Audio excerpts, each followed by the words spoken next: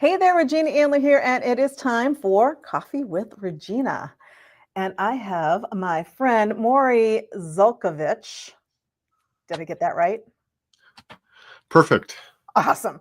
He is with me. And first off, thank you for being here. And for my audience, I want to tell you who Morry is because he is a really super cool guy, and I'm so excited to have him on today. Thank And you. he gave me this little background bio, which I'm actually going to read in full, which I don't normally do because it's so cool and it will totally open up our chat. So he says, as a child, Morry had many problems ranging from hearing thousands of voices in his head to severe depression. And I'm thinking, who else can relate with this kind of stuff, right? He also had a very big mouth and was always getting into trouble and unbelievably accident prone. So as you can see, he's like a lot of us. Something inside him made him to start looking into brainwave entrainment, the brainwave entrainment field, when he began to observe that sometimes sound would seem to move faster or more pleasantly than other times. He eventually made the connection that when time seemed to move quicker, the sounds he was hearing were more rhythmic in nature. And when time seemed painfully standing still, the surrounding sounds were far more disjointed. Anybody else have this going on in their head? Because I'll tell you, when I am crazy, stressed out, and burnt out, that is exactly what's going on in my head. So for many years, he used other people's products with limited success. And he was determined to find out why these recordings seemed to work only in a minor way when all of the research he read suggested that the effects should be more dominant than what he was experiencing. So I'm going to paraphrase the end of this and say, you know what? Morry said, you know what? I'm taking the bull by the horns and I'm going to do this my own way and figure out how to make this work. And what he did was he got into this brainwave entrainment field and he discovered some secrets that he couldn't get anywhere else. And so I think that opens us up to probably longer than we have for time here to chat because this is fascinating to me because like I said, I even read your bio and in the background, I'm thinking, whenever I'm stressed out, whenever I'm burnt out, whenever I got too many things going on, that's exactly what's going on in my head. It's like it's not even like the squirrels. It's like the squirrels, the mouse, and every rodent on the planet is in my head, running around in circles, and I can't make sense of any of it. So let's start. Tell me a little bit about where you were and how you got into where you are now, and then we'll kind of go from there. Okay, so because we only have a limited time, I'll give you the abridged version. Uh, Woke up in the morning, through most of my life, crossed my fingers, looked out the window, hoped I'd see mushroom clouds. Because I tried to end my own life 6 times that I can remember. Thing is, if you really want to end your life, one should have been enough. It took me 6 times to figure that out, by the way. And when I did figure it out, I realized that if I can't find a way to die, I have to find a way to live. And that started me going to what I call the paper internet. For those of you who can't infer what that is, that's called a library because when I was younger, there was no such thing as the internet. And I studied things like neural science and psychology and perception and quantum physics and all kinds of different things that I thought might have something to do with why I felt the way I felt, why I kept thinking the way I did. That led me eventually to brainwave entrainment after approximately 35, 40 years of looking, which I'd love to say I invented, but I didn't. I found it. Other people had done it before me. The problem is what they did didn't help me. But all the research I did suggested it should. So that gave me the inspiration to reinvent the wheel. And I started making my own recordings and I started doing my own things. And that helped me. People noticed, asked me what I was doing. I shared with them the recording I had created. These were all friends of mine. They told me, oh, it's amazing. I'm sleeping better. I'm thinking clearer. I thought they were just blowing smoke up my you-know-where to make me feel good because they saw I was being helped. So they probably figured it was a placebo thing, or I figured that that's what they thought. And they were just trying to keep me feeling good. Then I got calls from friends of theirs who I don't know, who were saying, hey, Bob gave me this, Steve gave me this. And the long and the short of it is I realized other people have problems, other people have brains, and other people can be helped. And it turned into a business. You know, when you say the whole thing about, trying to, commit suicide 6 times, and you think about that, and you're absolutely right. And there's not many people who can stop and make that connection and go, okay, I'm apparently not successful at this, so why not? And there must be a reason why I'm still here, and kind of flip the switch and go, okay, well, then let's find a way to live and find out what's going on here. Because I don't think I know anybody, including myself, who hasn't at some time or other said, what am I still doing here? Why am I still here? And, you get that thought in your head, and then sometimes you're like, whoa, where did that thought come from? And that whole brain entrainment. I mean, think of your brain is on 24/7, and your subconscious and all of this stuff. And what is it? It's what, 70,000 thoughts or something on average per day? Oh, there's a lot of thoughts. And depending on what you say out loud, that influences the thoughts that happen underneath everything, too. So, even if you don't feel so good, say you do. Because every time you voice or vocalize or write down that I don't feel well, I don't feel good, that elicits between 500 to 5,000 negative thoughts that match that every 24 hours. Wow, that's actually a really good tip right there. Because I mean, how many of us spend, and I talk to my clients about this all the time, because anytime I cringe every time I hear the word, I'm struggling with this.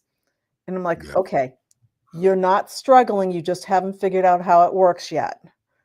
So stop telling yourself you're struggling, or you're just going to give yourself more stuff to struggle with.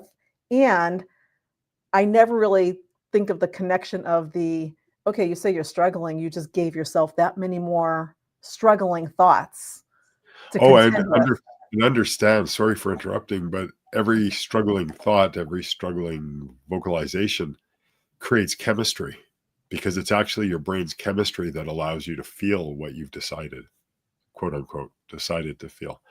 So if you feel happy or sad or anxious or, impatient, loving, whatever you feel is the result of your brain creating chemistry that allows you to feel that way.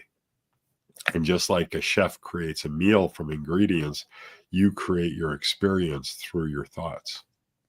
So one thought of, I'm not worthy, I'm not going to get clients, I'm not as smart as my competitor, and all of that stuff. Like, from your point of view, what does that do to your brain? What does that do to what's going on with Well, you?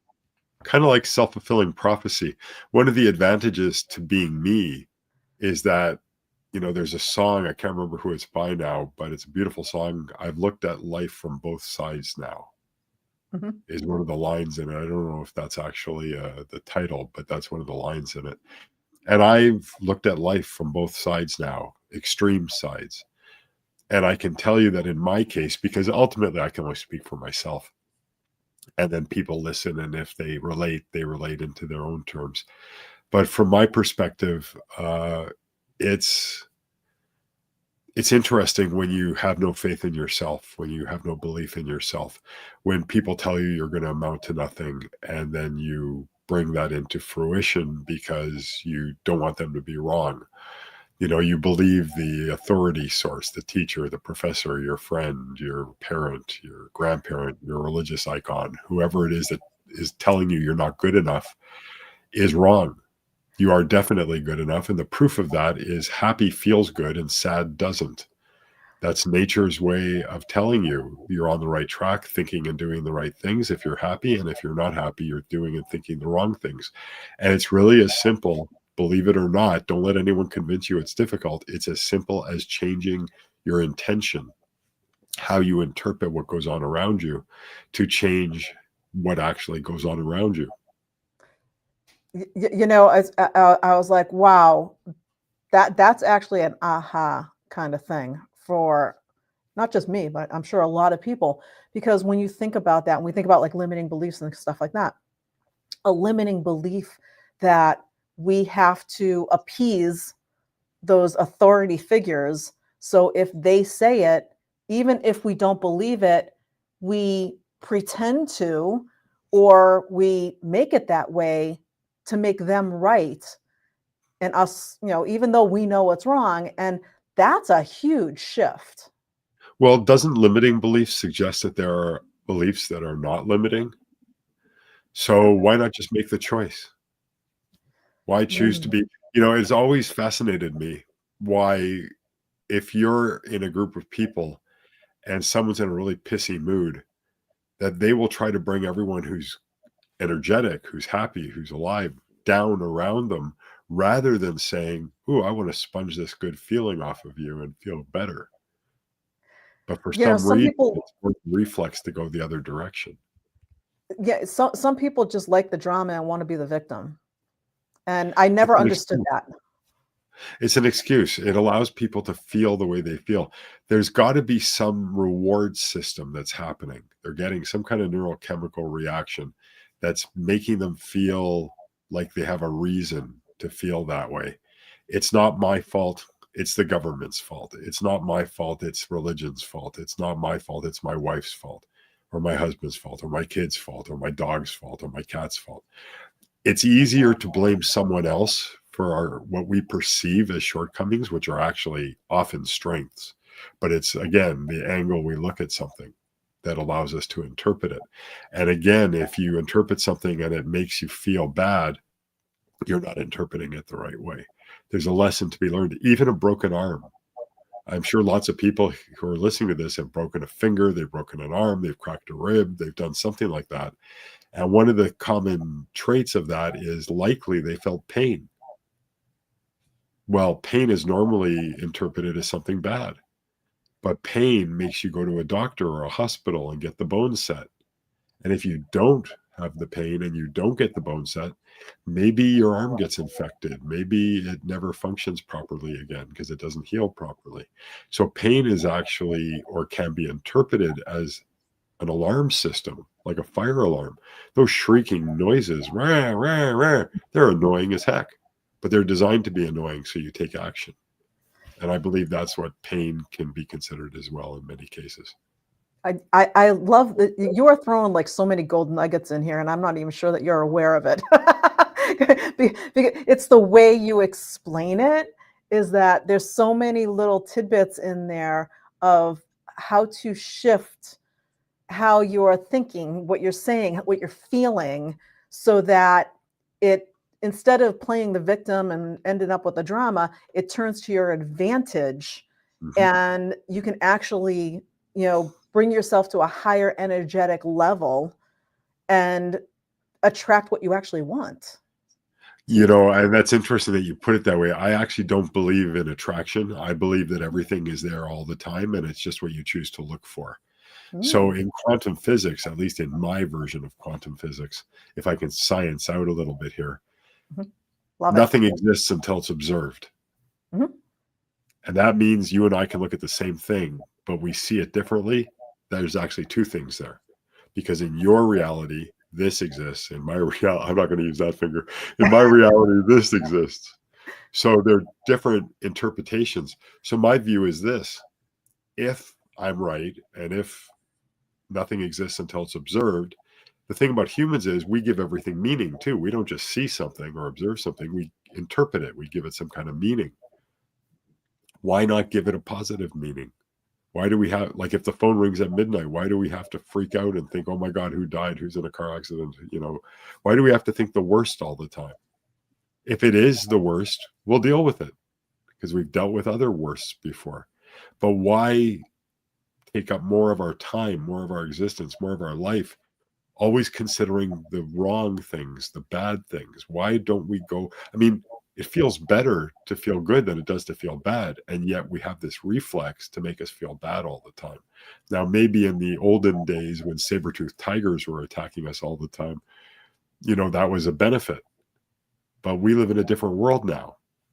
It's time to change our reflexive actions to something more suitable to our existence currently. That's my opinion, at least. And so I agree with that. And we got multiple things here going on. First off, let me go to the quantum physics part because I'm a quantum physics nerd too. And and I 100% agree with you. It's until it's observed, it doesn't exist. And I'm still on the energy and frequency piece of things where there are energies and frequencies, and changing your energy and your frequency and being at a higher frequency. Let me see if I word it this way. What you observe is more beneficial for you. Sure. I would How's agree with that. that? I like so, that. so maybe not law of attraction, but what you observe is more beneficial. Sure. And you can choose what to observe. Yes. That's Yes. the real, I guess, the takeaway here is that you don't have to just accept things. And you can choose what you observe and how you observe it, and how, more importantly, how you interpret what you observe. Right, right. And then moving on to the back end of what you had just said, because I just wanted to make sure the quantum physics things, because yeah, like I said, I'm a quantum physics nerd too, and you probably know way more about it than I do. For me, it's like a little passing side hobby. And but the other side of the saber-tooth tiger. So are we? Is our DNA still Neanderthal? I mean, are we still reacting to things that don't exist in our world anymore? I believe it's socialization. I think this is all done with intent. I think it's easier to keep the public scared, and don't take this the wrong way, public, because I'm part of you, but stupid and ignorant, because that keeps us in line. It keeps us more likely to follow orders unquestioningly without thinking about it first. I believe we need to think about everything we do, not just, we're not a hard drive. We're a central processing unit. We actually process information. We don't just accept it and store it. But our society is telling us this is the truth. This is the fact. Accept it and store it, or else. And I don't believe in that. Quite frankly, I don't believe in truth, and I don't believe in fact, because I noticed when I used to, because I did, but when I used to, two horrible things happened. One is I stopped thinking, because why think about something that's a fact? Mm. The other thing is I would wait for instance, you to be quiet so I could tell you how wrong you are. Now, because I see you as a different being existing in a different universe, because your interpretations are different, words mean different things to you, events look different to you, all these things are different. I now live life with the intention and the idea and the concept that you're always right and I'm never wrong, because I live in my universe, and my universe exists the way I perceive it to exist. You live in your universe. Sometimes our universes, rub up against each other and we communicate and things like that. But ultimately, you see your universe the way you do. I see my universe the way I do. That means that I can learn from you, because you live in a different universe. You have a different way of seeing things and interpreting things.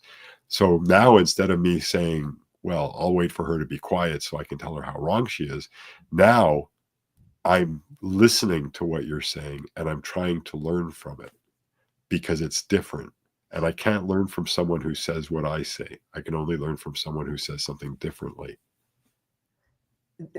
Wow. Like, again, 1,000 golden nuggets right there. And that last thing that you just said is priceless. I can't learn from someone who says the same thing that I say, because I already know that. I need to hear you say something I don't know yet, so that I can maybe learn something new or find a new perspective. And that whole perspective of it's a complete mindset shift. It's I don't want to make this sound like off for anyone who's going, well, I'm not there yet or whatever, but it's almost like living on a different level. It's You're on a different reality plane. We'll go back to quantum physics. We're on a different reality plane, and so you view everything differently than the average person does, because they're just so used to being the lemming. I'm So trying to figure out how to word that. here's the thing. Einstein is credited with saying there's no such thing as brilliance. Only people who see things others don't see. Well, I believe everybody is brilliant and everybody sees things others don't see. So I don't think it's so much a matter of they're not on my level or I'm not on their level. I think it's just that they're not aware that they're on that level. I think everybody's on the same level. I think everybody is just as important. You're a neurosurgeon, you're a scientist, you're a doctor, you collect garbage off the street. I mean, let's face it. If aliens came and took every neurosurgeon off the planet, a lot of people would suffer and a bunch of people would die. If the aliens came back and dropped back off all the neurosurgeons and took away all the custodial people, all the people who keep our society and our cities and our towns clean, in about a year and a half, 2 years, half the population of the earth would probably be dead or diseased. So who's more important? From the sake of maintaining life, I think it's pretty obvious. Interesting how our society, though, values the neurosurgeon more. It's just, what about farmers? Get rid of all the farmers who are abused and taken advantage of all the time. We're all dead in, what, a month? Yep. Absolutely. So it's really a matter of, I don't think it's a matter of anything more than awareness and value. We need to, in my world, we need to see value in everybody because everybody has value. And the proof of that is that they're here. And if you're here for a reason. And just because you don't know what that reason is, doesn't mean you're not fulfilling it. And it doesn't mean you're not filling the hole you need to fill. The world needs you because you're here. And that's the evidence. So everybody should feel really, really good about themselves, whether they realize it or not, whether they realize why they should feel good or not, because they're here to fulfill a purpose. And I'm speaking science. I'm not speaking God or religion or any of that. You're here for a reason. Just like different cells, stem cells differentiate themselves. Some of them become fingernails. Some of them become heart tissue. Some of them become blood. Every single one of them is the same in value. They fill a purpose and fulfill a purpose that needs to be fulfilled. And believe it or not, the cell that becomes a fingernail is no less important than the cell that becomes lung tissue. They're all equally important. I really love that analogy. That's an amazing analogy for that. That's really cool. And again, making it so simple to understand and follow. Because when you think of the word brain entrainment, it's like, wow, that sounds pretty heavy. So so what is brain entrainment? Tell us more about what you do for others. Okay, so first of all, every single one of you likely has already experienced entrainment multiple times. If you've ever driven home and you don't remember most of the drive, you're on a highway, the flickering white lines on the road or yellow lines, as they pass you, that creates a pattern that your brain entrains to. That's one of the reasons why you don't remember most of the drive. If you've ever tapped your toes or bopped your head to music mindlessly, you're not trying to do it, you're just doing it. Those are all forms of entrainment. So entrainment is basically one system near another system, and the other system mimics it. And they start following each other. Something called the frequency following response. So what we do with brainwave entrainment is we expose you to specific pulses, like bump, bump, bump, bump, bump, bump, bump, being kind of generalized here. But these pulses, within about 6 minutes in the average person with the average brain, starts following. So we get a bulk of the neurons, which are your brain cells, and you have billions of them. They flicker, kind of like flicking on and off a light. And depending on how many times a second they flick on and off, that denotes the state they're in. So if you hear of alpha, theta, delta, gamma, beta, that's just ranges of how many times your neuron is flickering on and off. And the thing is, depending on where that neuron is located, its purpose, how many times it's flickering on and off, that dictates the kind of neurochemistry that we're producing, which is what I was alluding to before, saying that everything produces chemistry, and that chemistry is a result or allows you to feel the way you feel or experience things the way you experience them.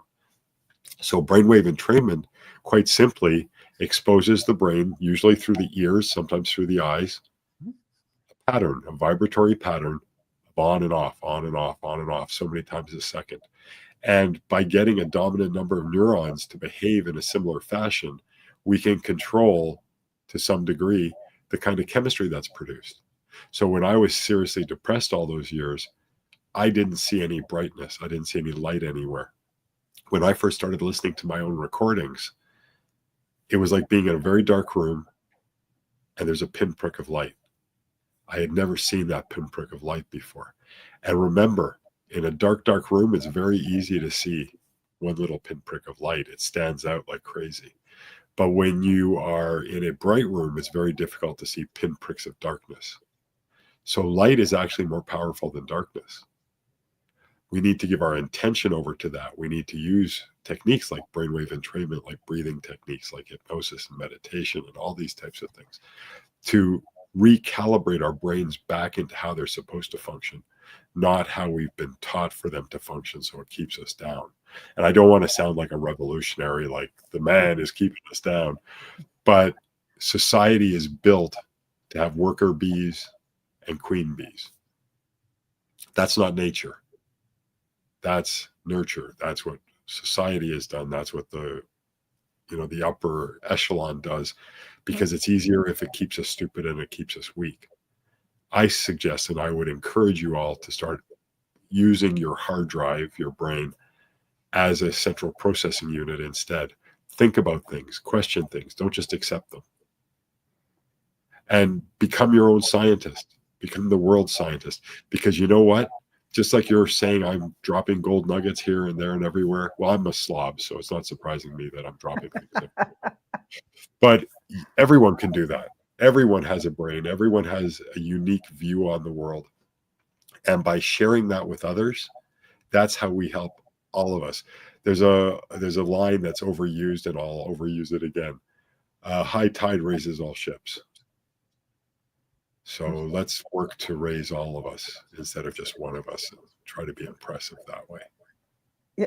Yeah, there is so much here that I was going to say, as our time is starting to run out, again, we could probably talk about this for hours. I would love to talk about it for hours. um, it's when you think about, especially for business owners, because our audience here are a lot of entrepreneurs, and Sure. you said some very specific things that, in life in general, I mean, the whole, how your brain works and what you're thinking of and the choices that you're choosing to make with your thoughts. It makes a big difference as to how you show up in the world. So if you're a business owner and you're continually saying, I'm struggling with this, or I don't understand why I can't find new clients, or whatever it is that you're saying, all the negative things.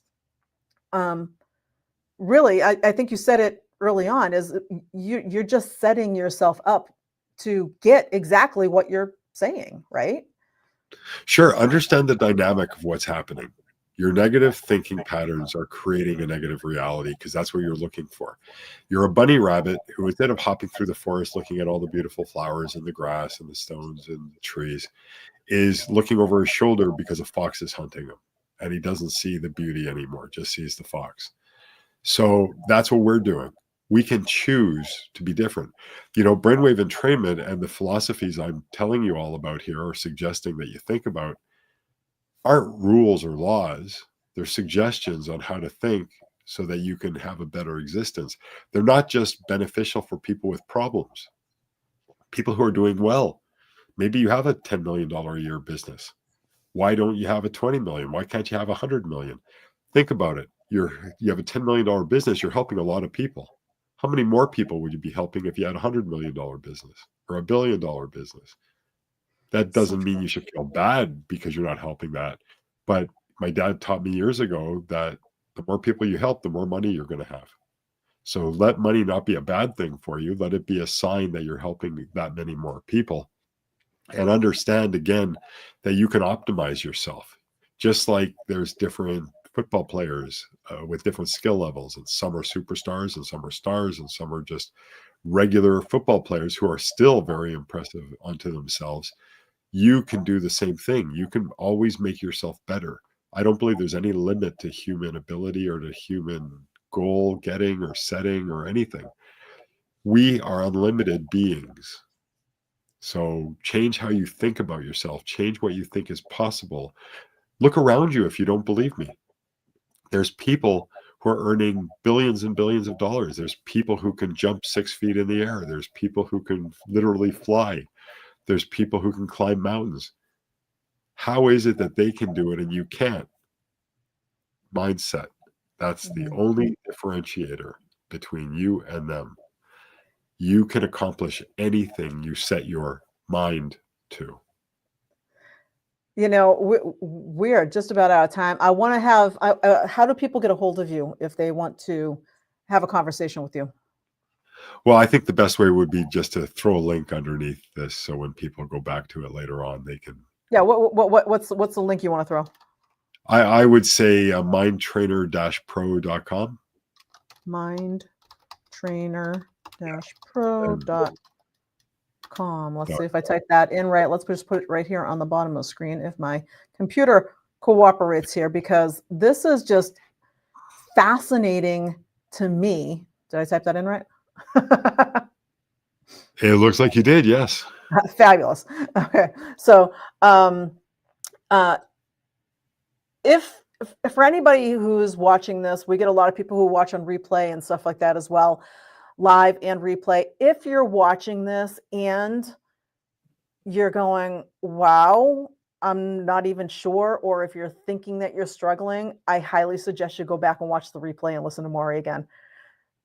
Everything you just said there at the end, I couldn't have summed all of this up any better. It's Thank you. entirely up to you and your mindset, and you get to choose it. If you want to keep struggling, keep telling yourself you're struggling, you know what, go get a job, because don't be in business, because you're convincing yourself that you're no good at it.